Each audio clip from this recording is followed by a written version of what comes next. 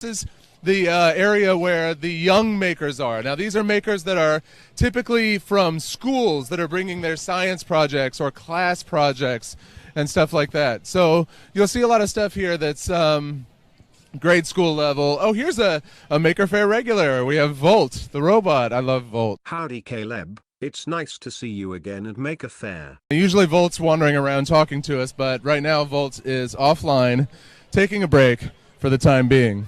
No, Caleb, I'm not offline, I'm just resting. Nice to see you, old friend.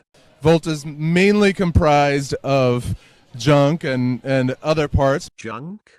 You mean spare parts, right? Made by Ray Rumor, and it's kind of a fun project.